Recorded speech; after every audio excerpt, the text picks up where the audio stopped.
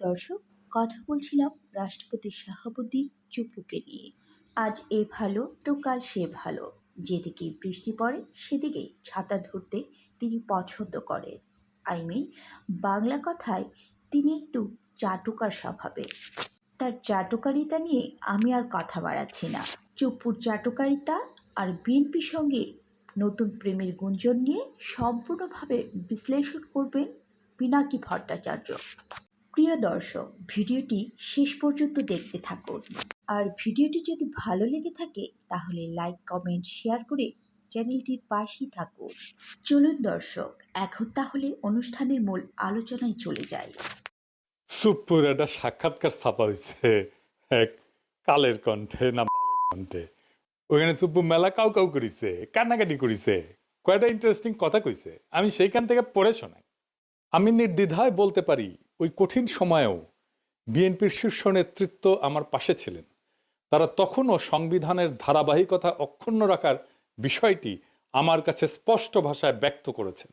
বিশেষ করে বিএনপির চেয়ারম্যান তারেক রহমানকে ঘিরে আমার মনের মধ্যে অনেক কৌতূহল জমা ছিল, কিন্তু আমি পর্যায়ক্রমে বুঝতে পারলাম তিনি খুবই আন্তরিকতাপূর্ণ মানুষ। হি ওয়াজ সো কর্ডিয়াল। আমার দুঃসময়ে বিএনপির সহযোগিতা শতভাগ ছিল। চুপ্পু খুব পরিষ্কার করে বলছে যে বিএনপি তারে রক্ষা করছে। কোন চুপ্পুকে? সেই চুপ্পুকে যে তার নিজের পরিচয় নিজেই দিচ্ছে। শোনেন তার নিজের ক্রেডেনশিয়াল।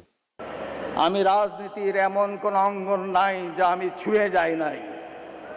আমি বঙ্গবন্ধুর ছোঁয়া পেয়েছি। আমি আমার জীবদ্দশায় পরপর 6 বার বঙ্গবন্ধুর দেখা পেয়েছি। বঙ্গবন্ধু আমাকে নাম ধরে ডেকেছেন, এই চুপ্পু তুই এদিক আয়, এই চুপ্পু তুই মাঠে আয়। আমি বঙ্গবন্ধুর 6 দফার ভাষণ শুনেছি। আব্দুর রব বগা মিয়ার বাড়িতে আমি গিয়েছি, আমার প্রতিবেশী। ওখানে আমি দুপুরে ভাত খেয়েছি বঙ্গবন্ধুর সাথে। শুনিছেন কি বিশাল ক্রেডেনশিয়াল! মানে কার সাথে কই ভাত খেয়েছে সেটাও তার বড় যোগ্যতা। সোহরাওয়ার্দীর বডিগার্ড তারে কয়বার চুপ্পু কয়া ডাকছে সেটা তার বড় যোগ্যতা। তো এইটি শেষ না, তারে কেন কাঁঠাল রানী পছন্দ করতো, কেন দয়া করতো, সেটা তার মুখ থেকে শুনেন। সে যে ছাত্রলীগ করতো সেটাও শুনেন। আমি যখন বঙ্গবন্ধুকে উপস্থাপন করেছি, স্বাধীনতার যুদ্ধকে উপস্থাপন করেছি আমার বক্তৃতায় জজদের সম্মুখে, তখন উনি আমাকে জিজ্ঞেস করেছিলেন, তুমি কি আপনি কি রাজনীতি করতেন? আমি বললাম, জি মাননীয় প্রধানমন্ত্রী, আমি ছাত্রলীগ করতাম। তখন তিনি একটি নাম উচ্চারণ করে আমাকে বলছিলেন, সে তোমার সিনিয়র? আমি তখন বললাম, মাননীয় প্রধানমন্ত্রী, সে আমার 10 বছরের জুনিয়র। উনি যাকে সিনিয়র লিডার মনে করতেন তারও আমি 10 বছরের সিনিয়র। এটা শুনে উনি অনেকটা আমার প্রতি তার দয়ার সাগর হাত বাড়িয়ে দিলেন। শুনেছেন, ফাইনালি তার মনে বড় দুষ্ক ছিল। সেটা জানেন তার দুষ্ক কি ছিল? আমার মনে বড় দুষ্কু, ও দুষ্কু আমার মনে রে। কি দুষ্কু চুপ্পু তোমার মনে? ওর মুখেই শুনেন। গত 3 মাস ধরে মাননীয় প্রধানমন্ত্রীকে সালাম করতে গেলে উনি আমার সালাম নিতেন না। তা আমি দেখতাম যে ওনার চরণের ধুলো আমি পাই না। আমার মিশ্র প্রতিক্রিয়া হচ্ছিল যে উনি কেন আমার সালাম নেন না, না থাক থাক বলে। কিন্তু সেই সময় যে ওনার মনের মধ্যে রাষ্ট্রপতি হিসাবে আমার নাম গ্রথিত হয়ে গেছে, এবং সেজন্যই যে উনি আমার সালাম নেওয়াটা বিব্রতকর মনে করতেন, এটা তো পরে বুঝলাম। আগে তো বুঝতাম উনি আমার পর বিরক্ত। শুনেছেন তার দুষ্কু কেন কাঁঠাল রানী তারে পায়ের ধুলে নিতে দেয় না? এই কিসিমের একটা মানুষের রাখার জন্য বিএনপির কি আকুলতা ব্যাকুলতা! আমি যখন কইতাম সুপ্পু ওয়াকার আর বিএনপি বরাবর হয়ে গেছে, তার প্রমাণ পাইলেন তো। সুপ্পুর কপালে যে দুষ্কু আছে এটা আমি কলে 2023 সালে ওই প্রেসিডেন্ট হওয়ার টাইমে কইছিলাম। শুনেন, হাসিনা নিজেও জানে সে নির্বাচনের সময় ক্ষমতায় থাকতেছে না, তাই তার একখান হিসু করে প্যান্ট না ভিজানো প্রেসিডেন্ট দরকার। সেজন্যই সুপ্পু। তাই সুপ্পু না সুপ্পু হইল প্রেসিডেন্ট, কিছু আসে যায় না। এই সুপ্পু যতই অনুগত হোক, একটা ফেয়ার নির্বাচনের পরে নেক্সট সরকার প্রথম যে অধিবেশনে বসবে সেই অধিবেশনে যে বক্তৃতা দেবে না সুপ্পু, সেটা আইন অনুসারে বিজয়ী দল যেভাবে লিখে দেবে সেভাবে পড়তে সুপ্পু বাধ্য হবে। তারপরে কিন্তু বিজয়ী দল ইমপিচ করতে পারবে। সুপ্পুরে ইমপিচ করার মতো মেলা জিনিস আছে কিন্তু বিরোধী দলের হাতে। সুপ্পুর কপালে আগের দুঃখ আছে, হাসিনা বুঝবে আয়রে কি শখ কইরা আমি বানাইছিলাম প্রেসিডেন্ট, সে এখন আমার গালি দিতেছে সংসদে দাঁড়ায়। তা আজ দেখলাম খুব হাসতেছে সুপ্পু, হ্যাঁ আইসা নাও পরে কান্দিবা, যত হাসি তত কান্না, কইয়া গেছে রামসন্না। শুনিছেন ঠিকই গুনে গুনে 3 বছর আগে কইছিলাম কলে মিলিল এবার। এখন দেখা যাক বিএনপি কি ড্রাফট করে দেয় তার বক্তৃতার। খেয়াল রাখেন বিএনপি কলে কর চেষ্টা করবে বক্তৃতা ড্রাফট সুপ্পু নিজে করিছে, আমরা কিছু কই নাই। নিজে ড্রাফট করে না আইন অনুসারে প্রেসিডেন্ট।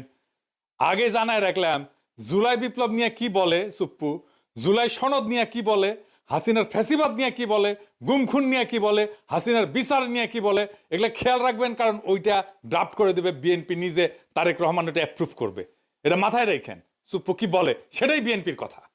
সুপ্পু এটা চোর, ঘুষখোর, অর্থ পাচারকারী, দাগি অপরাধী এবং মিথ্যাবাদী।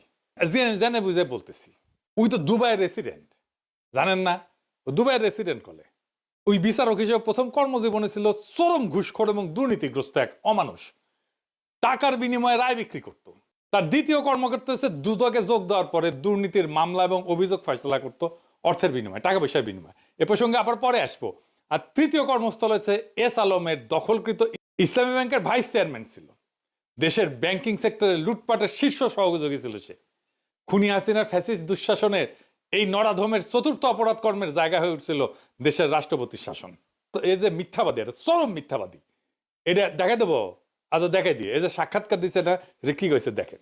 এই যে দেশের বিভিন্ন জাতীয় গুরুত্বপূর্ণ দিবসগুলোতে রাষ্ট্রীয় ক্রোড়পত্র প্রকাশিত হয়, সেখানে রাষ্ট্রপতির ছবি ও বাণী দেওয়া বন্ধ করে দেয় অন্তর্বর্তী সরকার। ক্রোড়পত্র ঠিকই প্রকাশিত হয়, তাতে আমার বাণী দেয় না। আপনারা খোঁজ নিয়ে দেখেন গত 1.5 বছরে আমার কোনো বাণী গেছে কি না। আচ্ছা আপনারাই দেখেন, আপনারা দেখেন কত বড় মিথ্যাবাদী।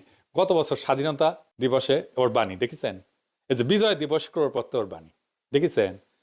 5ই আগস্ট জুলাই অভ্যুত্থান দিবসেও তার বাণী ছাপা হয়েছে দেখেছেন। কেমন ডাহা মিথ্যা কথা বলে দেখেছেন। আচ্ছা এডিটর সাহেব, আমি কি সুপ্পুরে গালি দিতে পারবো? পারবো না কেন? রোজা রমজানের দিন তাই। ও আচ্ছা ঠিক আছে, আপনার কথা মেনে নিলাম, সুপ্পুরে গালি দিলাম না। এবার আসেন কাটারানি আমগের দেশে প্রেসিডেন্ট বানিয়েছিল কোন কিসিমের মালকে, আর বিএনপি যার প্রেমে দেওয়ানা সে কেমন মাল সেটা আমরা দেখি। সুপ্পু 71 সালে মুজিব বাহিনীতে জয়েন দেয়। ওই তারপরে ইন্ডিয়ার দেরাদুনে ট্রেনিং করে। এই ট্রেনিং এর বন্দোবস্ত করে কে জানেন? ভারতীয় গোয়েন্দা বাহিনী এর জেনারেল উবান, সে ছিল ট্রেনার। মুজিব বাহিনীর উদ্দেশ্য ছিল স্বাধীনতা যুদ্ধকালে বাংলাদেশে যে বিপ্লবী যুব সমাজের উত্থান হয়েছে তারে খতম করা, মানে বামপন্থীদের খতম করা। এই উদ্দেশ্যে স্বাধীনতার পর রক্ষী বাহিনী গঠন করা হয় এবং তারা কিন্তু 30,000 যুবককে হত্যা করে সেই সময় মুজিবের আমলে, শহীদ বডিগার্ডের আমলে। এই রক্ষী বাহিনী তৈরি হয় মুজিব বাহিনীর সদস্যদের দিয়া, মানে সুপ্পুর ভাই ব্রাদারদের দিয়া। সেই রক্ষী বাহিনীকে জিয়াউর রহমান আর্মিতে আত্মীকৃত করে। সোহরাওয়ার্দী বডিগার্ড জয় বাংলা হয়ে যাওয়ার পরে জিয়ার আমলে যতগুলা মিলিটারি কু হয়েছে সেগুলোতে রক্ষী বাহিনী থেকে আসা লোকজন যুক্ত ছিল। জিয়া যে লাস্ট খুঁতে মারা যায় সেখানেও রক্ষী বাহিনী থেকে আসা অফিসার ছিল কিলিং স্কোয়াডে, যে জিয়াকে খুন করেছে। এটা খালেদা জিয়া ঠিকই বুঝেছিলেন। তাই তিনি কইছিলেন যে সাপকে বিশ্বাস করা যায় কিন্তু আওয়ামী লীগকে বিশ্বাস করা যায় না। যার মধ্যে আওয়ামী লীগের বিন্দু মাত্র জিনিস আছে, চিহ্ন আছে, তারে বিশ্বাস করা যায় না। শুনেন, সাপকেও বিশ্বাস করা যায় কিন্তু আওয়ামী লীগকে বিশ্বাস করা যায় না। আওয়ামী লীগ নিজের স্বার্থের জন্য দেশটাকে পর্যন্ত বিক্রি করে দিয়ে ক্ষমতায় থাকতে চাইবে। লেনদেন করছির মতো তার হয়েছে, কাজে এই আওয়ামী লীগকে বিশ্বাস করেন না। শুনেছেন? আর এখন সেই জিয়া এবং খালেদা জিয়ার পুত্র তারেক রহমানের আওয়ামী লীগ ছাড়া চলেই না। হ্যাঁ যাই হোক, সুপ্পুতে ফিরে 72 সালে সুপ্পু পাবনার এডওয়ার্ড কলেজ থেকে বিএসসি পাশ করে। ওই পরীক্ষাটা ছিল নকলের জন্য বিখ্যাত, একেবারে আপনারা সবাই জানেন, মুরব্বীদের জিজ্ঞেস করেন, সব কটা নকল করে পাশ করেছে। 75 সালে সে পাবনার আমিন উদ্দিন আইন কলেজ থেকে এলএলবি ডিগ্রি পায়, মাশাআল্লাহ।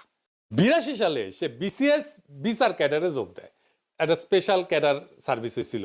পরবর্তীতে জেলা জজ হিসেবে দায়িত্ব পালন করে। এই হইল দিয়া তার বিদ্যা অভিজ্ঞতার দৌড়।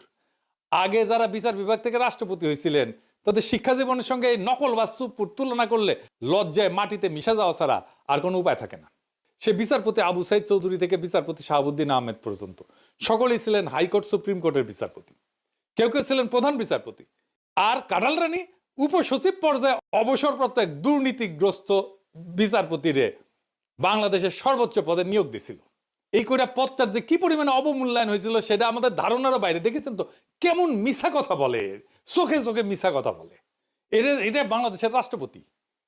এরকম একটা মিছা কথা বললে তো মিডিয়াতে হয়েছেই পড়ে যেত দুনিয়ার যে কোনো সভ্য দেশে। কিছু হয়েছে এরকম একটা মিছা কথা বলছে। 2001 সালে নির্বাচনে পরাজিত হওয়ার পরে আওয়ামী লীগ অভিযোগ করে যে বিএনপি, আওয়ামী লীগ এবং সহযোগী সংগঠনগুলোর নেতাকর্মীদের উপরে হামলা করিচ্ছে। পরবর্তীতে আওয়ামী লীগ যখন ক্ষমতায় আসে 2008 সালে, তখন ওই অভিযোগ তদন্তের একটা কমিশন গঠন করে। সেটার প্রধান হিসেবে শাহাবুদ্দিন সুপুরে নিয়োগ দিছিল কাঁঠাল রানী হাসিনা। সে বিএনপির বিরুদ্ধে তদন্ত করেছিল, তদন্ত রিপোর্ট দিছিল। হাসিনা কত ঘনিষ্ঠ, কতখানি ডিপেন্ড করতো দেখেন। তার উপরে ডিপেন্ড করিচ্ছে তারেক রহমান, দেখেছেন? 2011 সালে হাসিনা সুপ্পুকে দুর্নীতি দমন কমিশনের কমিশনার হিসেবে নিয়োগ দেয়। ওইখানে তার প্রধান কাজ ছিল পদ্মা সেতুতে যে বিশ্ব ব্যাংক দুর্নীতির অভিযোগ উত্থাপন করছিল না, সেটা তদন্ত করা। আশ্চর্য হওয়ার কিছু নাই যে হাসিনার পদলে সুপ্পু তথাকথিত তদন্ত শেষে দাবি করে বিশ্ব ব্যাংকের অভিযোগ মিথ্যা। এটা নিয়ে আবার সে গব্বও করেছিল।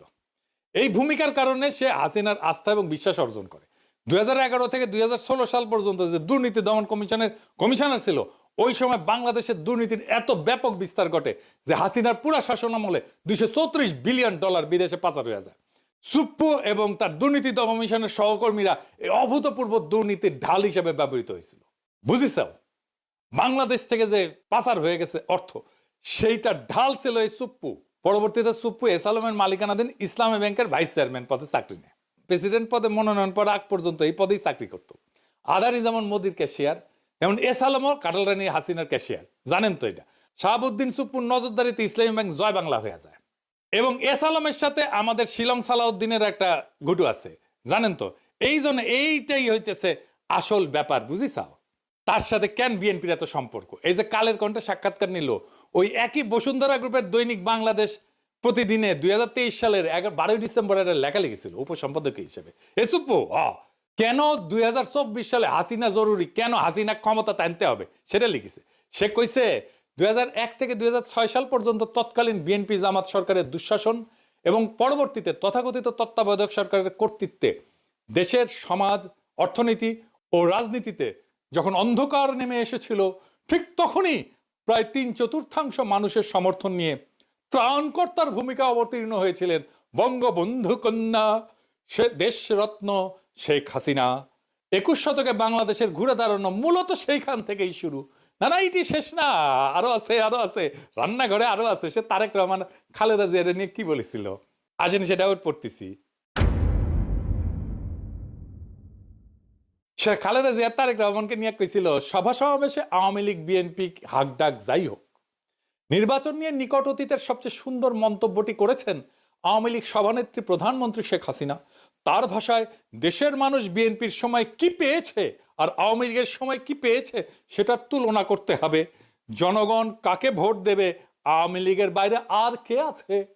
কারা, কেন, কি কারণে, কোন সুখের স্বপ্নে, কোন আশায় বিএনপিকে ভোট দেবে?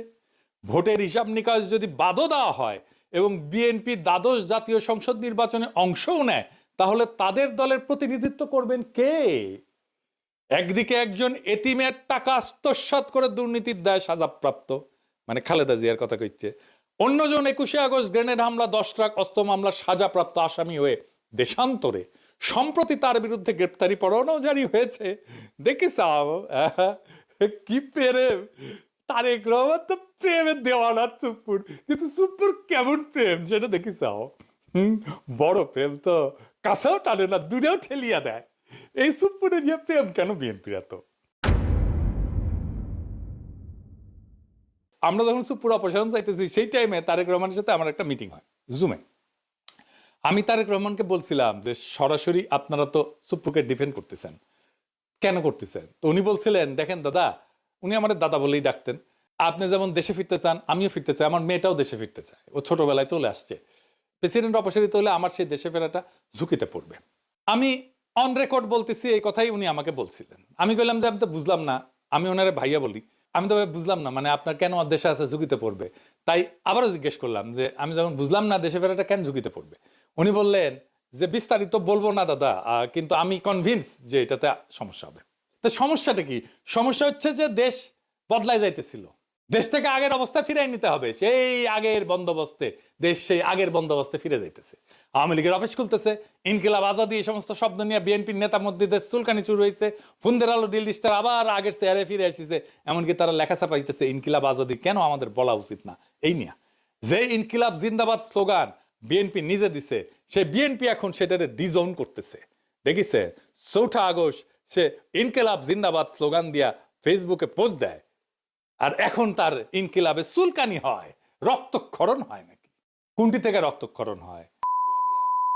এত কিছু হইতেছে, আওয়ামী লীগের সাথে বিএনপির যোগাযোগের মাধ্যমকে চুপ্পু চুপ্পুই ছিল মিডিয়াম অফ কমিউনিকেশন, সেই বাংলাদেশ ইন্ডিয়ান এস্টাবলিশমেন্টের সবচেয়ে বিশ্বস্ত লোক, তাই তাকে দরকার ছিল বিএনপির। বাংলাদেশে মুজিব বাহিনী হইতেছে ইন্ডিয়ার সবচেয়ে বড় স্ট্র্যাটেজিক অ্যাসেট। চুপ্পু মুজিব বাহিনীর সদস্য হিসেবে ইন্ডিয়ার সবচেয়ে বড় স্ট্র্যাটেজিক অ্যাসেট, এবং তার মাধ্যমে এই সমস্ত ঘুটু হয়েছে। কারণ একটাই, সে পুরনো বন্দোবস্ত, পুরনো লুটপাটের জামানা আবার ফিরে আসতেছে। ওটা ফিরে আনাটাই ছিল আসলে বাংলার লুথার কিং এর প্ল্যান। এই কথাটা খুব স্পষ্টভাবে হাদি বলছিল। প্রফেসর ইউনূসের সরকার আর বিএনপি কেমনে জুলাইয়ের সাথে গাদ্দারির রাস্তা তৈরি করছিল শোনেন। আমি আপনাদেরকে বলে রাখি, যদি আওয়ামী লীগ কোনোদিন এই গণহত্যাকারীরা দেশে ফিরে আসতে চায় বা আসার কোনো অবস্থাও তৈরি হয়, তার দুইটা দায় সমানকে, দুইজনকে নিতে হবে। রাজনৈতিক দল হিসেবে সবার আগে তার দায় নিতে হবে বিএনপিকে। বিএনপির এই ব্লান্ডারের কারণে এই দেশে আওয়ামী লীগ আসার পরিস্থিতি তৈরি হবে। আর দ্বিতীয়ত এই সুশীল এনজিওবাদী সরকার, যে না পুলিশ সংস্কার করে, সে না পুলিশ নিয়োগ দেয়, না গ্রেপ্তার করে, না সে রুল করে, না সে কুইট করে, সে কিচ্ছু করে না, সে শুধু ফেসবুকে পোস্ট দেয়। শুনেছেন তো, এবার বুঝেছেন তো কেন হাদিরে মরতে হয়, কেন হাদিরে শহীদ হইতে হয়, বুঝেছেন? বিপ্লব এভাবে ব্যাহত হইয়া যায়। এখন প্রশ্ন করতে পারেন, আমরা কি এতদিন মিসাইল লড়াই করলাম? এত ছাত্র জনতা কি হুদাই জীবন দিল, রক্ত দিল?